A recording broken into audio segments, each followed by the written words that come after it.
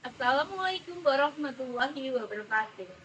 Saya Setio Utami dari TK Aisyah Al-Huda Program Khusus Ekmayasa, Kecamatan Ngemplak, Kabupaten Boyolali, Provinsi Jawa Tengah. Pada kesempatan kali ini, saya akan mempersembahkan video praktek baik saya, yaitu Kalimat Saja, inovasi pengelolaan satuan PAUD yang dibuat untuk mengikuti apresiasi GTK Transformatif tahun 2025. Kalimat Sada merupakan inovasi pengelolaan satuan PAUD yang memudahkan kepala satuan melaksanakan tugas manajerialnya.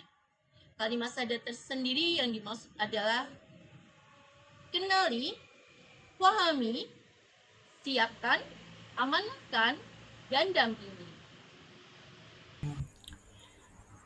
Pada praktek baik kali ini, situasi diawali dari transisi perubahan kurikulum K13 menjadi kurikulum merdeka.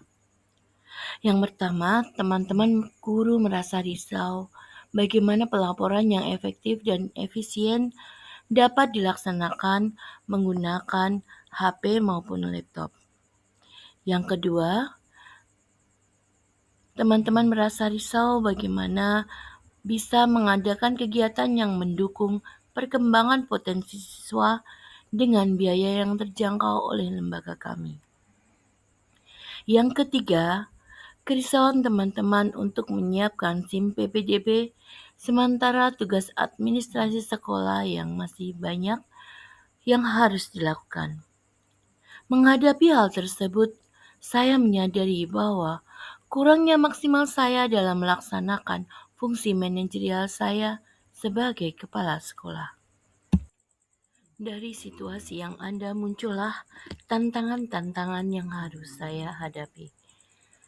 Sebagai kepala satuan PAUD, tantangan yang pertama adalah bagaimana saya mampu mengelola secara menyeluruh administrasi sekolah.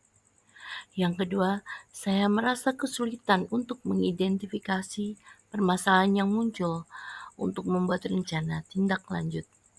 Yang ketiga, bagaimana saya mampu mengenali dan merancang penggunaan potensi sumber daya yang ada di sekolah untuk mendukung pelaksanaan program. Yang keempat, saya merasa kesulitan dalam menyusun strategi rencana pelaksanaan baik jangka panjang, jangka pendek maupun jangka menengah.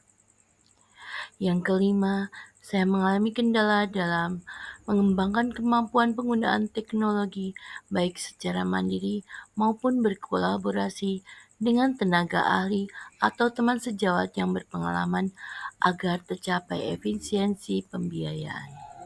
Setelah memahami tantangan yang dihadapi oleh kepala sekolah, maka saya menyusun rencana aksi menggunakan kalimat sada, yaitu kenali, pahami, siapkan, amanahkan, dan dampingi. Saya menyiapkan guru-guru PAUD saya dengan memberikan pelatihan tentang penggunaan e-rapot sehingga memudahkan untuk melaksanakan pelaporan menggunakan kurikulum merdeka. Kita klik baik Google menggunakan Drive, gawai maupun PC. kita pilih rapot yang ada ini misalnya ya. Setelah itu kita isi input data umum dulu, data sekolah, data kelas dan tahun ajaran, data komponen rapot. Habis itu kita input data murid.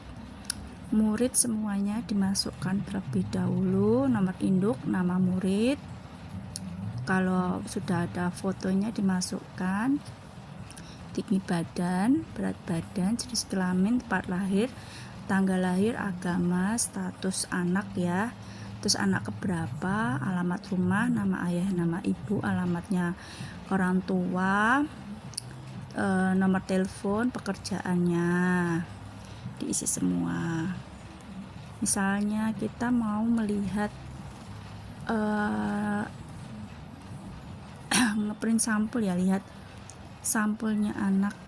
Nah, kita lihat ini sudah muncul. Dava, Ram, dan Altaf. Setelah itu, kalau ini udah selesai, kita mengisi hasil belajar anak. Hasil belajar anak itu ada 3. Hasil belajar 1 berisi nilai agama dan budi pekerti. Hasil belajar 2 tentang jati diri. Hasil belajar 3 tentang dasar-dasar literasi, matematika, sains, teknologi, rekayasa, dan seni. Habis itu Saya Alifa Istiqomah mengajar kelompok A. Penggunaan aplikasi rapot lebih meringankan dibandingkan manual. Rapot Excel ini sangat membantu. Proses pengisian nilai jadi lebih cepat dan rapi. Fitur otomatisnya meminimalkan kesalahan penulisan, dan tampilan rapot pun langsung. Assalamualaikum warahmatullahi wabarakatuh. Perkenalkan, nama saya Dewi Indratini dari TK Aisyah 1 Pandian. Saya menggunakan e-rapor Kumer dengan modifikasi muatan keagamaan sesuai dengan kebutuhan kami. Hal ini sangat memudahkan kami dalam menginput data dokumentasi dan mendapatkan asesmen yang tepat untuk peserta didik kami. Terima kasih Bu Uut untuk aplikasinya. Ditunggu untuk inovasinya. Halo, nama saya Afrian Kaharani. Saya mengampu di kelompok TKB. Dengan adanya rapot Excel, saya sangat terbantu sekali karena pengerjaannya sangat cepat dan tidak memakan banyak waktu. Anda di kelompok B5. Penggunaan aplikasi Excel saat mengerjakan rapot menjadi lebih mudah dan efisien dibandingkan dengan penggunaan secara manual. Terima kasih. Assalamualaikum warahmatullahi wabarakatuh.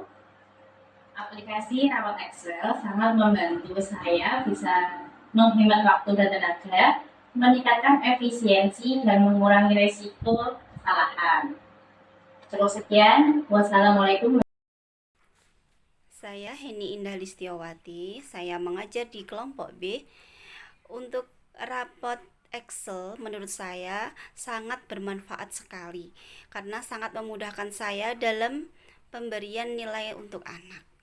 Dalam rapot Excel, menggunakan Excel itu kita sudah tinggal memasukkan narasi-narasi dan data anak sehingga akan sudah muncul di situ data secara otomatis apa yang sudah kita masukkan, dan di situ juga sudah. Assalamualaikum warahmatullahi wabarakatuh. Saya Siti Zulaika, guru kelas D1. Penggunaan aplikasi Excel pada pembuatan penilaian perkembangan anak atau rapot sangat memudahkan guru dalam pengisian rapot dan juga lebih efisien. Saya Evi Nur Alamsyah, mengajar di kelas B. Kemudian menggunakan rapot Excel adalah pengerjaan rapot menjadi lebih singkat waktu, mudah, dan efektif.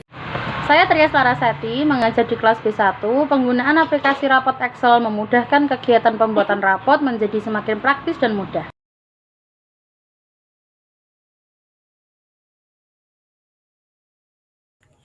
Dan untuk penggunaan akun Belajar ID setelah melakukan pelatihan dan pendampingan, guru mampu membuat flyer PPDB sendiri sehingga dapat menekan pembiayaan. Akun Belajar ID juga dapat digunakan untuk hal-hal lain berupa pembuatan media belajar peserta didik.